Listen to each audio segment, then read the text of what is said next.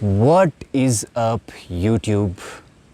How you all doing? My name is Mahi and welcome to Mahi's another vlog. तो vlog ख़त्म हो चुका है जोहार वैली का और अब जाके जो थोड़ा बहुत इन्फॉर्मेशन मुझे जोहार वैली से मिला है ट्रैक के बारे में और लोकेशन के बारे में, कल्चर कंडीशन क्या है वहाँ का, तो मैं चाहता हूँ कि थोड़ा बहुत आपसे शेयर करूँ ताकि जो जाने वाले लोग हैं जो ट्रैक प्लान करेंगे या फिर कर रहे हैं जोहार वैली का, तो वो उनके लिए हेल्पफुल हो। तो मैंने कुछ टॉपिक पिक किए हैं, तो उन्हीं के अंदर लगभग सब कुछ कवर हो जाएगा। तो शुरू करते हैं। तो पहले जोहार वैली के बारे में थोड़ा बहुत जान लेते हैं कि कहाँ है ये जोहार वैली और कैसी जगह है।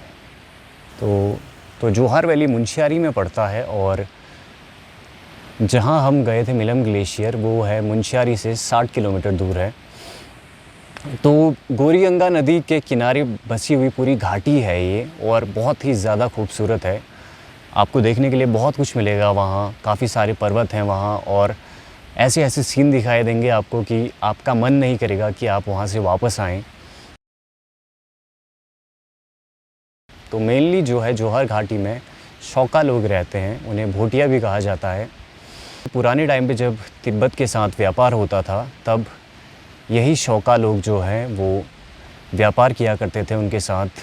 अनाज, मिश्री और गुड़ के बदले ये नमक आयात किया करते थे, क्योंकि उस टाइम पे ये तिब्बत से ही मेनली जो है कुमाऊँ के इस इलाके में नमक का आयात होता था। तो एक म्यूज़ियम है यहाँ मुंशियारी में, ट्राइबल हेरिटेज म्यूज़ियम करके। इसका वीडियो मैंने बनाया हुआ है, तो आप चाहें तो आपको डिस्क्रिप्शन में लिंक मिल जाएगा वीडियो का, उस पर ज़रूर देखें।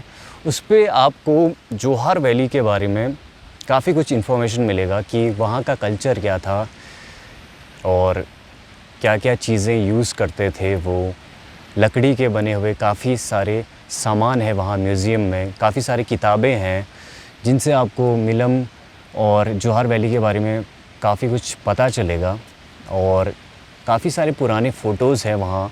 अगर आप मुंशियारी आएँ तो ज़रूर ट्राइबल हेरिटेज म्यूज़ियम में जाएं।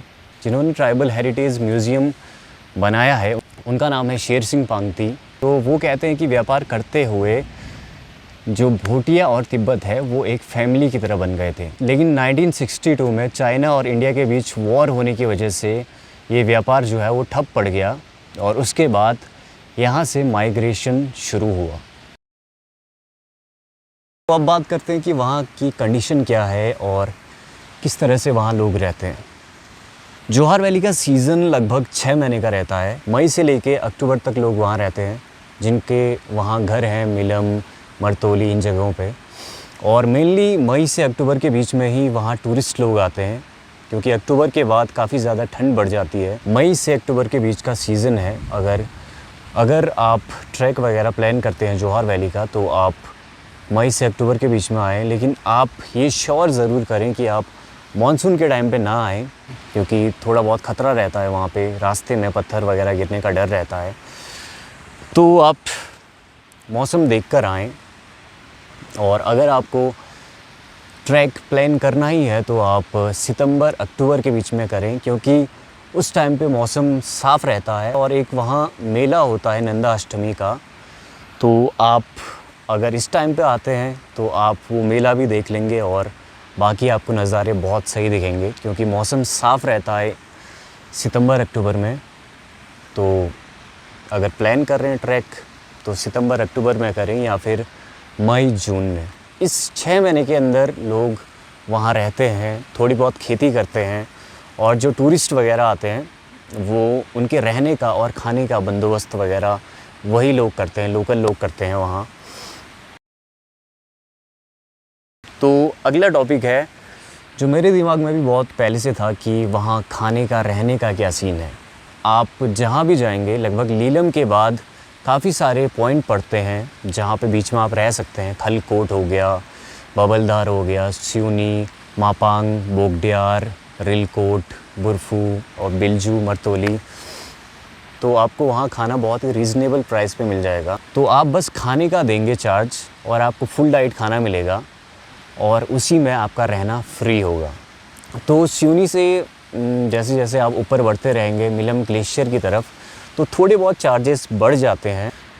तो काफ़ी रीज़नेबल चार्जेस हैं और आपका रहना फ्री है, बशर्ते कि आप चाहें तो एक दो कंबल वगैरह लेके आ सकते हैं, क्योंकि कुछ लोग दूसरे के कपड़े शेयर करना पसंद नहीं करते। तो बिल्जू में और मिलम में काफ़ी अच्छी सुविधा है। वहाँ पे आपको अपने घरों में लोग रुकवाते हैं और खाना भी आपको घर का बना हुआ मिलेगा। तो कुछ ऐसा सीन है खाने और रहने का वहाँ। तो ट्रैक के बारे में मैं आपको थोड़ा बहुत बता दूं, तो ये ट्रैक शुरू होता है मुंशियारी से मिलम ग्लेशियर तक। तो क्योंकि हमने मुंशियारी से मिलम ग्लेशियर तक का ट्रैक किया था, तो बाकी और भी काफ़ी सारे ट्रैक पॉइंट है वहाँ। आप मरतोली जा सकते हैं, मरतोली से ऊपर को काफ़ी सारे ट्रैक पॉइंट हैं। नंदा देवी बेस कैंप के लिए आप वहाँ से जा सकते हैं, या फिर आप बिल्जू से एक घनगर करके सामने एक जगह पड़ती है, वहाँ से भी आप नंदा देवी बेस कैंप के लिए जा सकते हैं। तो काफ़ी सारे पॉइंट है वहाँ। क्योंकि हमने मुंशियारी से मिलम ग्लेशियर तक का एम था हमारा, तो मैं अपने हिसाब से बता रहा हूँ आपको, लेकिन काफ़ी सारे ट्रैक पॉइंट है जहाँ आप ट्रैक कर सकते हैं उधर, और काफ़ी कुछ देखने को मिलेगा आपको। तो हमारा ट्रैक शुरू हुआ था मुंशियारी से। तो मुंशियारी से लीलम, जो कि अराउंड 10 या 12 किलोमीटर दूर है, तो वहाँ से मुंशियारी से लीलम तक हम गाड़ी में गए, और लीलम के बाद पूरा ट्रैक करना पड़ेगा आपको। और मैं आपको बता दूं कि मुंशियारी से मिलम ग्लेशियर की दूरी है 59 किलोमीटर, या 60 कर लीजिए, 60 किलोमीटर।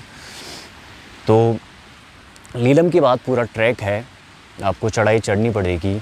लीलम के बाद एकदम खड़ी चढ़ाई है। लीलम से जब आप ऊपर को चढ़ेंगे तो पहले पड़ेगा खलकोट, खलकोट के बाद बबलधार या फिर मेंसिंग टॉप, दोनों साथ में हैं। उसके बाद बबलधार, जब आप टॉप से नीचे को जाएंगे, फिर पड़ेगा आपका रड़गाड़ी पुल।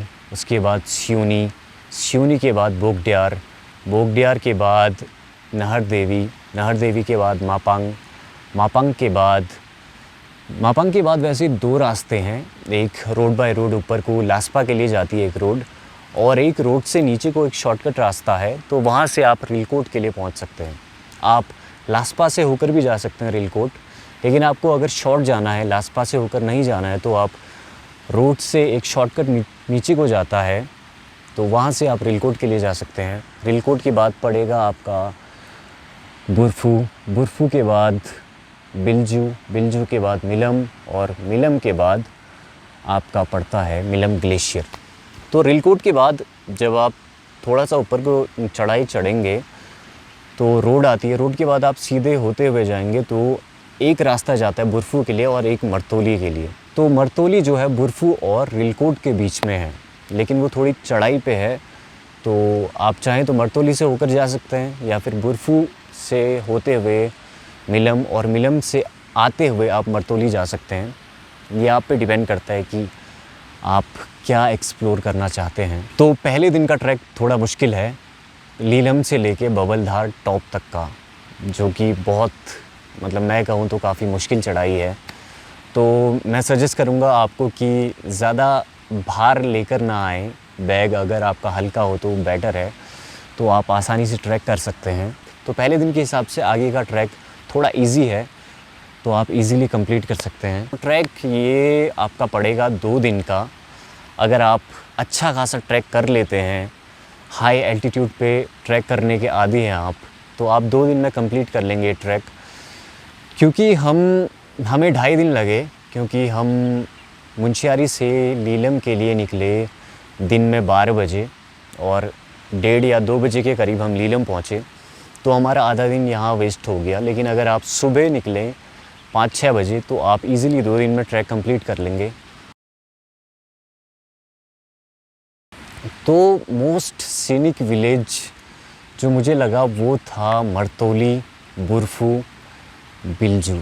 ये 3 मुझे बहुत सही लगे जो गांव हैं, क्योंकि यहाँ से आप काफ़ी सारे पर्वत देख सकते हैं, काफ़ी सारे पहाड़ दिखेंगे आपको, काफ़ी अच्छे खासे नज़ारे दिख जाएंगे और यहाँ पॉपुलेशन ठीक ठाक है और पुराने घर दिखेंगे आपको पत्थर के बने हुए, लेकिन मैक्सिमम जो घर हैं वो खंडर हो चुके हैं।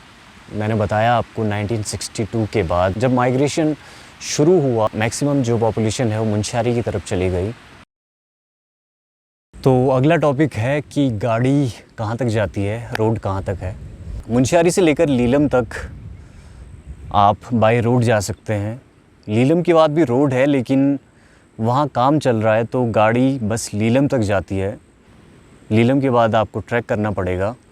तो लीलम से लेके नाहर देवी तक वैसे रोड है, लेकिन काफ़ी जगहों पे काम चल रहा है और काफ़ी जगह पर रोड मिली हुई नहीं है एक दूसरे से।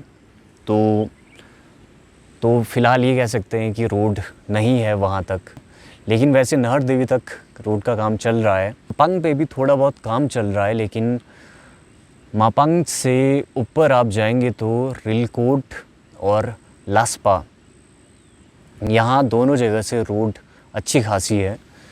तो आप लास्पा से बाय रोड मिलम तक जा सकते हैं, या फिर रिलकोट से अगर जाते हैं तो रिलकोट से बाय रोड आप मिलम तक जा सकते हैं। तो रोड का हाल कुछ ऐसा है। तो अभी कुछ टाइम लगेगा, 4-5 साल लगेंगे शायद रोड बनने में। अभी कुछ कंडीशन ऐसी है वहाँ की, जो वहाँ के लोग हैं वो अपने डेली जो सामान चाहिए उनको, उसके लिए वो वहाँ खच्चर और घोड़ों का यूज़ करते हैं सामान लाने के लिए। मुंशियारी से नीलम से मिलम तक ये खच्चर और घोड़ों का यूज़ करके सामान ले जाते हैं वहाँ, जो कि काफ़ी टफ़ है और बीच में मानसून का सीज़न रहता है तो काफ़ी टफ़ हो जाता है। तो बाकी उन्हें उसी हिसाब से चार्जेस देने पड़ते हैं, घोड़ों के चार्जेस अलग और फिर सामान उतनी दूर लाने जाने का। तो रोड के हाल कुछ ऐसे हैं।